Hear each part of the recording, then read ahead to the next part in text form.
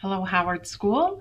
This is Miss Jufrey here with our September book talk. And this month I chose one of my all-time favorites, The War That Saved My Life, written by Kimberly Brubaker Bradley. She's a wonderful author. She's written some other books that I really like. And this story is a historical fiction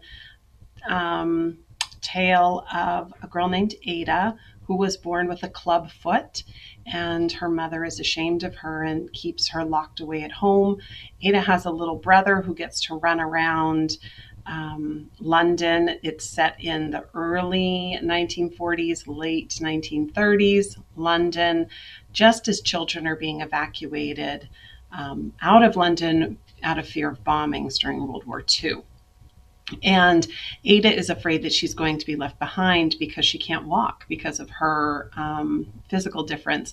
And her mother doesn't really want to send her away anyway because her mother doesn't really think very highly of her.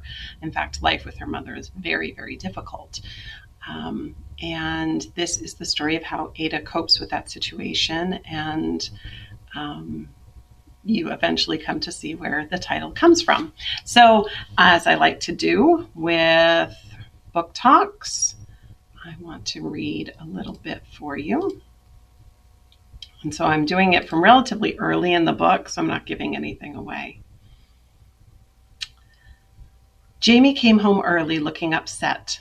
Billy White says all the kids is leaving. Oh, see, I should try and do my Cockney accent. Billy White says all the kids is leaving, he said.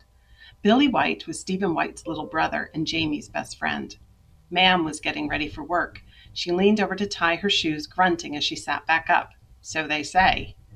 What do you mean leaving? I asked. Leaving London, Mam said, on account of Hitler and his bombs. She looked up at Jamie, not me. What they say is the city's going to be bombed, so all the kids will be sent out to the country out of harm's way. I hadn't decided whether to send you. Suppose I might. Cheaper, one less mouth to feed. What bombs? I asked. What country? Mam ignored me. Jamie slid onto a chair and swung his feet against the rungs. He looked very small. Billy says they're leaving on Friday. That was only 2 days from now. His mam's buying him all new clothes. Mam said, I ain't got money for new clothes. What about me?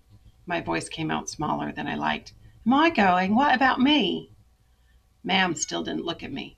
Course not. They're sending kids to live with nice people. Who'd want you? Nobody, that's who. Nice people don't want to look at that foot. I could live with nasty people, I said. Wouldn't be any different than living here. I saw the slap coming, but didn't duck fast enough. None of your sass, she said, her mouth twisted into the smile that made my insides clench. You can't leave. You never will. You're stuck here right in this room, bombs or no. Jamie's face went pale. He opened his mouth to say something, but I shook my head hard, and he closed it again. When Mam left, he launched himself into my arms. Don't worry, I said, rocking him. I didn't feel frightened. I felt grateful that I'd spent my summer the way I had. You find out where we have to go and what time we have to be there, I said. We're leaving together, we are. Sorry for my horrible accent, I tried.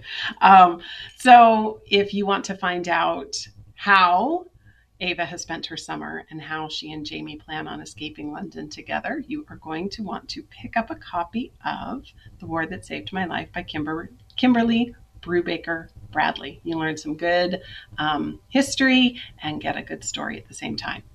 Thanks so much and have a great day.